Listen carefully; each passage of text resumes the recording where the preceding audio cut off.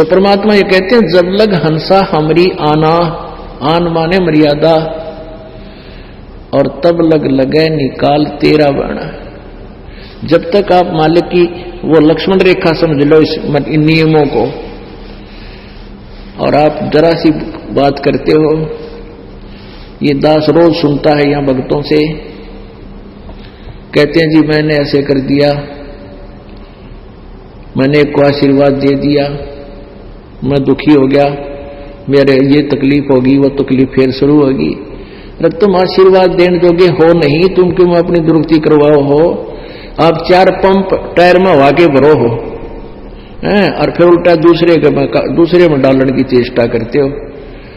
अपने tyre tube में थे, दूसरे में हवा भरते, तुमने ना तुम्हारी गाड़ी चले ना उनकी चले।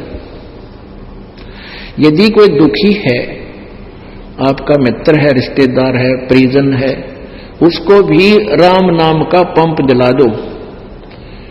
ये यानी हवा भरण का अपना उससे भरवावे, यहां आवे, हम उसको एक ऐसी विधि बताएंगे जिससे वो भी सुखी होगा। इस राम नाम के पंप तो अपनी हवा भरे, दोनों की गाड़ी, दोनों का साइकिल चले।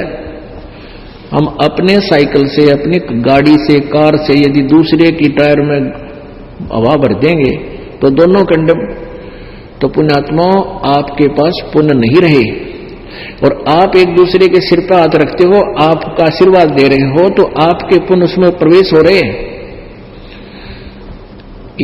जब तुम्हारे समझ में आ गई है तो इसी नाला की करियो ना।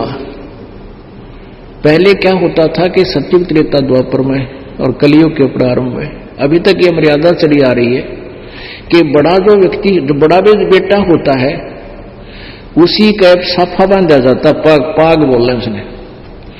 और कई ऐसे देखे जो पिताजी जादू तंत्र करता था, कोई झाड़ा धूड़ा लाया करता, वो अपने बेटे को आशीर्वाद दे गया, मरती आना, फिर वो लान लग गया। यानी वो पिछले जन्म का पुण्यकर्मी प्राणी था, उसके थोड़े बहुत जंतर मंत्र तक किसी ने लाभ हो गया, फिर वो बेटे ते ही दे गया, वह सारी झाड़ी का चला गया, आप गधा बन गया।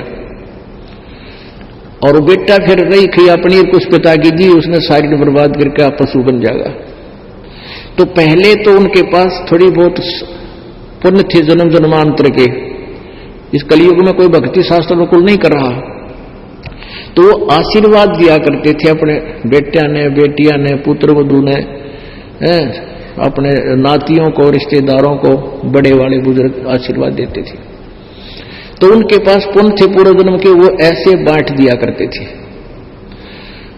और जैसे ये बहु पुत्र वधू आती है, सास की या दादी माँ, सास माँ की, यानी दादी सास की, पैर दबाया करती नो, पैर दबाया करती नो बैठ के, अरवा नो क्या करती, बेटी बूढ़ सुहागण हो, तेरे बेटे हो तो सुखी रहे।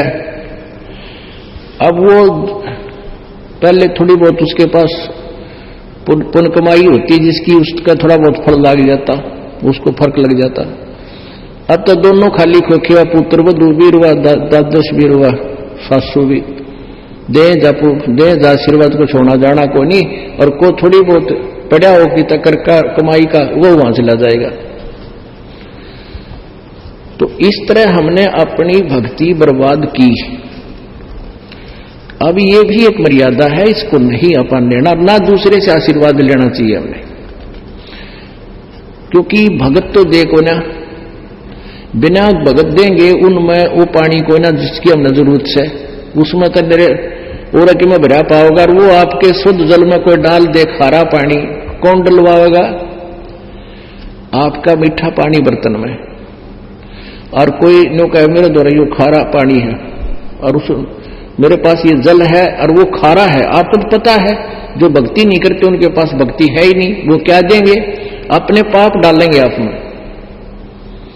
तो खारे पानी ना हम अपने शुद्ध पात्र में, उस मीठे जल में कति नहीं डालने जाएंगे। समझता वो गीत है, वो बालक वाला काम होता है, कोई कि मैं गद्द मद करें जाओ।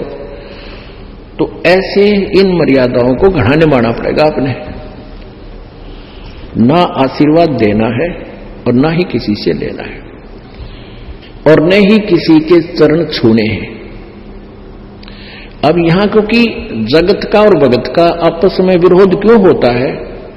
क्योंकि जगत जो काम कर रहा है वो भक्ति के विपरीत होते हैं, इसलिए दोनों का विवाद स्वाभाविक होता है, उनमें विरोध अवश्य होता है, होने दे। लेकिन हमने अपने हिसाब से चलना। इब कहीं न्यू कहें बता भाई वो तन्यू कह है, रामपाल तन्यू कहे इनका गुरु जी के बूढ़े बुजुर्ग के चरण ना छुइयो, बता या कोई बात हुई है? आदर सत्कार तो कराया करें, आदर सत्कार करो, नमस्कार करो, और बुढ़िया ने मीठा बोले, बुढ़िया ने प्यार तो बात करे, खूब सेवा करे।